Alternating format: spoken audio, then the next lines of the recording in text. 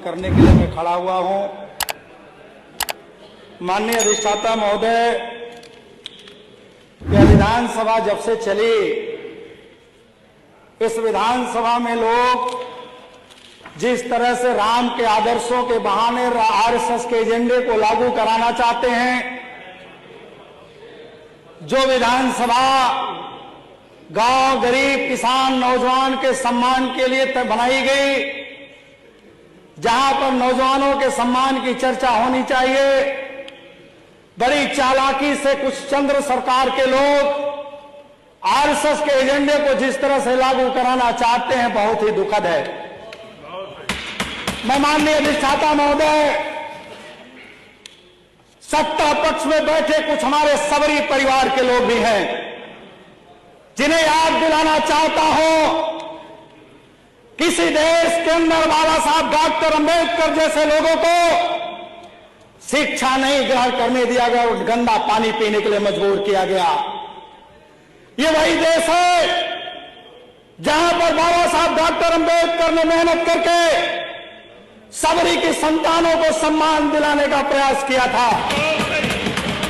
मैं आज बड़ी जिम्मेदारी से कहना चाहता हूं कि जिस राम राज्य की बात कही जाती है, कबीरदास का एक दोहा है, गुरु गोविंद दो खड़े काके पलागू पाए, अब बलिहारी गुरु अपने गोविंद दियो बताए। लेकिन इस सरकार ने ओपीएस ओल्ड पेंशन को आज तक स्वीकार नहीं किया।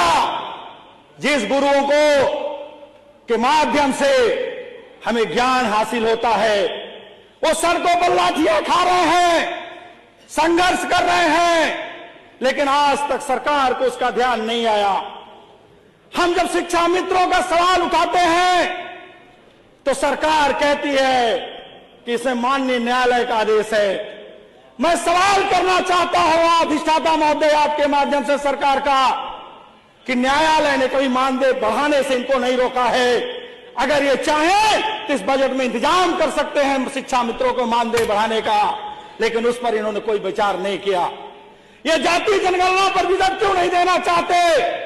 चूंकि इनको पता है कि जिस दिन जाति जनगणना हो जाएगी, उस दिन जातियों को लड़ाकर इनको वोट लेने का मौका नहीं मिलेगा, इसलिए जाति जनगणना नहीं कराना चाहते हैं।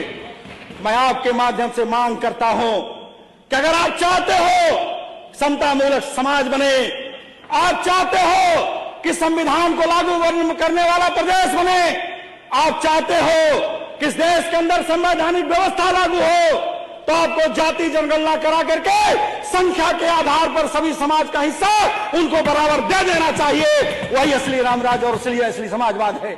मैं माननीय अधिष्ठाता महोदय, बहुत लंबी लंबी बात ये लोग करते हैं और ऐसी बातें करते हैं, जबकि मैं बड़ी जिम्मेदारी से कहना चाहता हूं कि आरएसएस का एजेंडा है कि देश गरीब हो, गांव गरीब हो, गांव अशिक्षित हो। चूंकि इनको पता है कि गरीब और अशिक्षित व्यक्ति को गुलाम बनाना सरल है, और जिस दिशा में आपका बजट ये बताता है, ये बजट बताता है कि आज ये देश को, प्रदेश को गरीबी की तरफ ले जाना चाहते हैं, ये अशिक्षा की तरफ ले जाना चाहते हैं, जिसका सीधा साधा उदाहरण है। आप शिक्षा के क्षेत्र में देख लें, आप किसानों के क्षेत्र में देख लें, इन्होंने कोई बजट का इंतजाम नहीं किया। आज तीसरा बजट इन्होंने प्रस्तुत किया है। दो बजटों को हमने देखा है, दोनों बजटों में ये ऊर्जा के क्षेत्र में कहते हैं, आज तक गांव के अंदर किसी भी विधानसभा का कोई साथी नहीं बता सकता कि उनके यहां ट्रांसफार्मर की कोई क्षमता वृद्धि हुई हो। आज तक गांव के अंदर एक भी सड़क का निर्माण नहीं हुआ। आज तक ये बात सबके विकास हो सकता है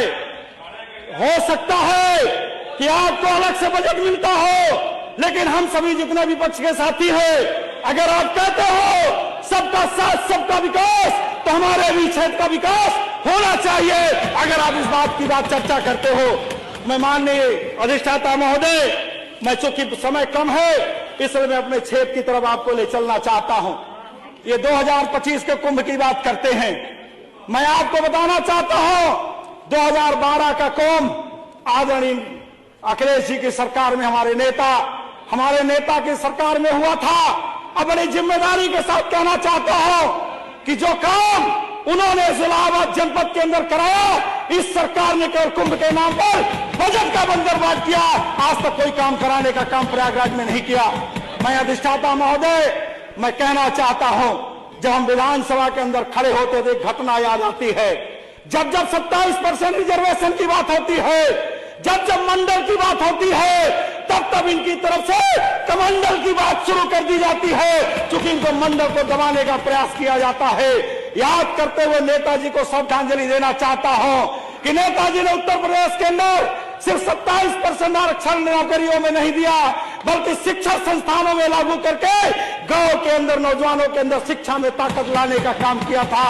और माननीय अधिष्ठाता महोदय, मैं अपने क्षेत्र के विकास की तरफ आपको ले जाना चाहूंगा। क्षेत्र का विकास नोट करा दीजिए मनीष संदीप जी। मैं अपने क्षेत्र में माननीय अधिष्ठाता महोदय, हमारे यहाँ पिछली सरकार में उत्तर प्रदेश के पीडब्ल्यूडी मंत्री और उप मुख्यमंत्री उत्तर प्रदेश सरकार के, उन्होंने परानीपुर से जब चुनाव आता है तब तक गंगा पर एक पुल बनाने की घोषणा करते हैं, शिलान्यास करते हैं, और चुनाव बीत जाता है तो हमारे क्षेत्र के लोग उस पुल को ढूंढते हैं, वो पुल आज तक दिखाई नहीं पड़ा। मैं मांग करता हूं कि उस पुल को हमारे क्षेत्र में परानीपुर से जो बनारस रोड को जोड़ने का काम करता है, उस पुल को बनाने का कष्ट करें। एक सड़क हमारे यहाँ करसना विधानसभा के साथी विधायक बैठे हैं, जो उनके क्षेत्र से निकलकर मेरे क्षेत्र से होती हुई विंध्याचल को जाती है, मैं उसको स्टेट हाईवे बनाने की मांग करता हूं।